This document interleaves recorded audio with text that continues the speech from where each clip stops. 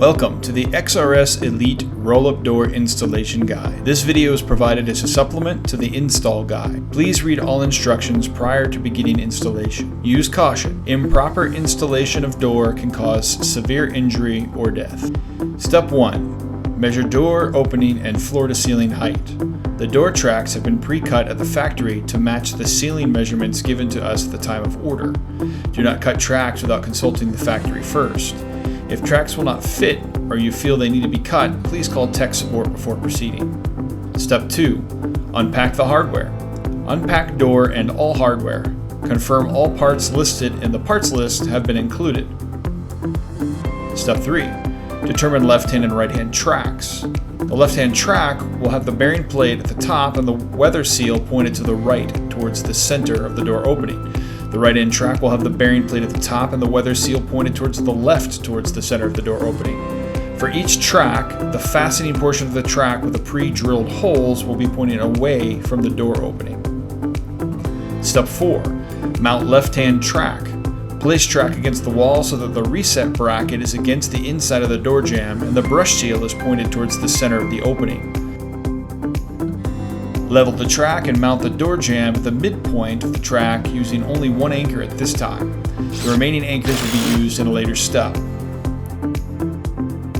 Step 5. Mount the right-hand track. Repeat step 4 for the right-hand track assembly. Step 6. Mount top cover. Using 2 people, lift the aluminum top cover assembly onto the top of the bearing plates. Make sure that the support bar is on the bottom of the cover and is towards the wall. Using 2 5/16 by 1 inch bolts, attach the cover support bar to each bearing plate. Use the innermost pre-drilled hole at the top of the bearing plates. Step 7. Unroll vinyl cover from aluminum support bar. Using 2 people, lift the support bar with the cover attached and fasten it to the bearing plate using 2 5/16 by 1 inch bolts. The bar will mount to the outermost mounting hole at the top of each plate. Do not tighten bolts at this point. Leave them slightly loose until you complete step 15. Step 8. Complete track mounting. Check that both tracks are level and square with the mounting surface.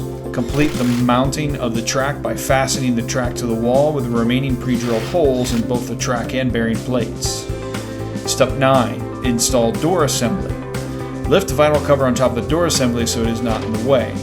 Slide 1 3 1/8 inch PVC shaft spacer on each end of the shaft. Using 3 people or a mechanical lift the door assembly into place and slide the exposed ends of the shaft into the slot at the front of each bearing plate. Important, be sure to orient the door so that the yellow bottom edge is closest to the wall. The door panels will unroll on the wall side of the tube. Lift the rolled door assembly into place by sliding the end of the shaft into slots at the front of each bearing plate.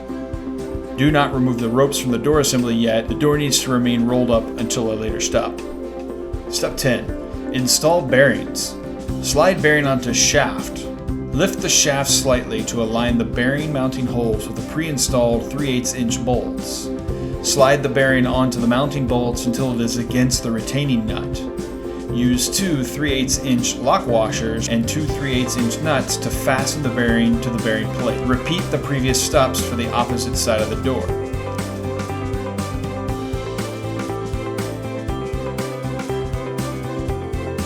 Step 11. Set door opening height. Have one person place a vice grip on the door shaft on the side opposite to where the motor is mounted. This person must also hold onto the vice grip firmly to prevent the door from unrolling. While the vice grip is being held, have another person untie the ropes from the door assembly. Important, guide the edges of the door into each track and lower the door by hand until the bottom edge is at the desired opening height. For instance, if you have a 10-foot high opening but only want the door to open 8 foot, you must lower it to 8 foot before proceeding. The door must be lowered into the tracks at least 2 inches at minimum. Once the door is at the desired opening height, place the vice grip on the shaft against the wall so the door remains in that position and doesn't unroll. Be sure to place the vice grip on the side of the door that does not have the motor assembly attached to the bearing plate. Step 12. Mount bottom support bar. Install the outer bottom support bar to each bearing plate using two 5/16 inch by 1 inch bolts. Step 13. Install cover bolts. Lay the double wide support bar flat on the ground with a black rubber seal on top. Slide 5/4 inch by 1/2 inch bolts into the slot next to the rubber seal as shown. Space the bolts evenly along the length of the support bar. Step 14. Mount double support bar. Flip the double support bar over so the rubber seal is on the bottom. Mount the double support bar to the slot in the bottom of each bearing plate using four 5/16 inch by 1 inch bolts. Do not tighten these bolts yet. Leave them loose so the bar can slide in the slot. Slide rubber seal flush with the door, then tighten bolts. Step 15. Complete the vinyl cover install. Pull the front vinyl cover down and wrap around the bottom support bars. Adjust the location of the 1/4 inch bolts in the bottom of the slot of the double support bar so that they are aligned with the 5 grommets at the bottom edge of the vinyl cover. Using 5/4 inch by 1/2 inch bolts, fasten the vinyl cover to the double support bar. Next, rotate the upper support bar until the vinyl cover is tight. Tighten the 5/16 inch bolts holding the upper support bar. Step 16. Install poly bearing into poly bearing slots. Slide one of the 2 inch by 5 inch pieces of polycarbonate into the slot in each bearing plate as shown. Step 17. Install the strap ease system. The strap ease system will be installed on the side with a pre-installed black pulley assembly.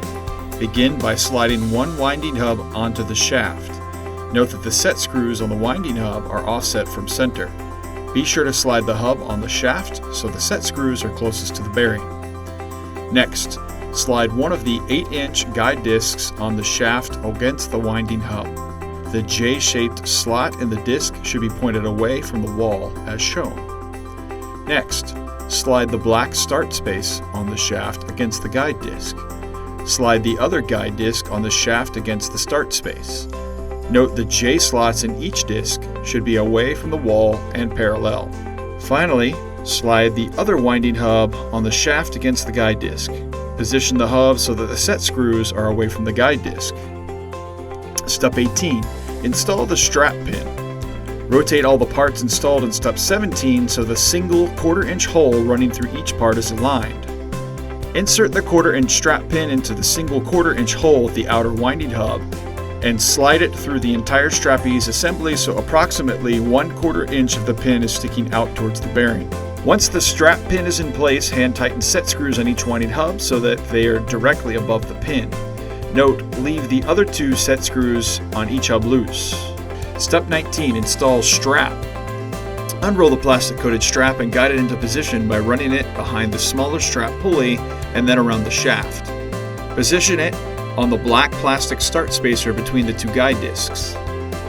Insert 2 1/4 inch bolts through the pre-drilled holes in each guide disc. The bolts should be on the outside of the strap. The strap should run between the bolts. Thread the 1/4 inch lock nut onto the bolt, but do not tighten just yet. Install the remaining 1/4 inch bolt through the J-shaped slot in the guide discs. Thread a 1/4 inch lock nut on the bolt, but do not tighten yet. Step 20. Assemble weight bracket and rod. Slide the strap clevis bracket onto the rod so that the flat bottom portion of the bracket is towards the washers and nut. Thread one 3/8 inch lock nut onto the threaded rod so the end of this rod is flush with the outside of the nut. Slide all 1 1/2 inch washers provided onto the rod. Thread a 3/8 inch lock nut onto the opposite end of the rod until the end of the rod is flush with the outside of the nut.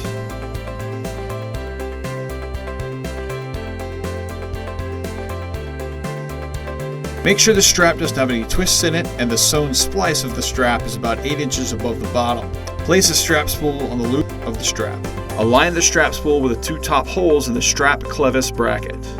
Insert a 3/8 inch by 3 inch bolt through the bracket and the spool. Thread a 3/8 inch lock nut onto the bolts. Tighten the nut until the end of the bolt is flush with the outside of the nut. The bolt must be free to spin, do not over tighten. Step 21. Install counterweights. Slide the washers on the strap rod to the top, leaving 1 washer at the bottom. Place one of the larger 19-pound weights on the rod so it rests on the bottom washer. Lower one of the washers onto the first weight and stack another 19-pound weight on top of the first one. Note, rotate the second weight 180 degrees so that the gaps in the weights are facing opposite directions. Continue stacking large weights in this manner, making sure to place a washer in between each one and to rotate each weight 180 degrees. Finish by stacking any smaller weights provided on top of the large weights. Step 22. Tighten strapeze assembly. Push all parts to the strapeze assembly together and pull down on the strap so the entire front sleeve is visible and the strap isn't wound around the shaft. Slide the entire assembly so that the strap is directly in line with the black pulley assembly. Tighten the 6 square head set screws on the winding hubs. Be sure to keep assembly centered with the black pulley. Note the set screws on each winding hub must be tightened considerably to prevent slippage.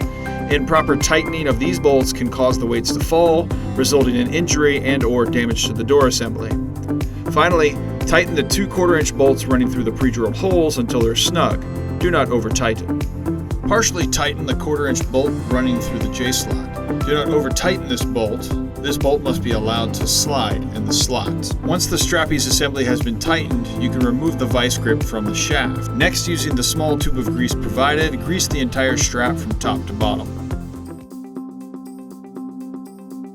Step 23. Opener installation. Unpack the opener and lay it flat on the ground. Determine which side of the opener to attach the mounting bracket. Note when the opener is mounted, the black electronics cover will be facing away from the wall. Attach the opener brackets to the correct side of the opener using 4 M8 by 1/2 inch bolts. The opener brackets mount to the opener through the smaller round holes, not the larger slotted holes. Slide the opener onto the end of the shaft, making sure the brackets are towards the bearing plate. Align the slotted holes in the mounting brackets with the bolts on the bearing plate. Slide the opener onto the bolts. Fasten the mounting brackets to the bearing plate using 3/8 inch lock washers and 3/8 inch nuts. Rotate the door shaft with a vice grip until the keyway of the shaft is in line with the key slot in the opener. Insert the opener in the keyway and key slot and push it until approximately 1/4 inch is sticking out. Slide the 1 inch shaft collar onto the end of the shaft, put it against the key and tighten the collar set screw. Mount and wire your door control according to the wiring insert included with your installation packet. Step 24. Install photo eyes. Using the aluminum mounting brackets provided, first mount each photo eye to a bracket. Next, mount the brackets to the door opening approximately 2 foot above the ground as shown. Wire the photo eyes to the controls as specified in the wiring diagram. Step 25. Opener adjustments. Follow these steps to set the door to open and close the desired position. The first step is to adjust the opener at the desired speed. This is done by using the up and down arrows on the face of the VFD inside the control box. The up arrow increases the opener speed, the down arrow decreases the opener speed. The digital readout shows the current opener speed as a percentage of the maximum speed, 60% being the maximum for the Elite model. Adjust the VFD to the desired speed using the up and down arrows and press close on the control button. Be ready to press stop when the door moves. Please note that the run and stop buttons on the face of the VFD are disabled. If you press the run button, you'll just get an error code, and that is normal because we use the open, close, and stop buttons on the front of the box to run the door. The opener limits are set by adjusting the open and close limit cams inside the gearhead portion of the motor. Before proceeding, remove the black plastic cover from the gearhead. The innermost green cam is your open limit. The innermost white cam is your close limit. The other 2 cams are accessory limits and will be used for other purposes. Each cam is adjusted by means of 2 different screws. The set screw will allow you to adjust the cam freely. The fine-tuned screw tucked up into the point of the cam will allow you to make small, incremental changes to the cam position. With a door position approximately 12 inches below your desired opening height, loosen the set screw on the open limit cam and rotate it clockwise until it presses in on the limit switch.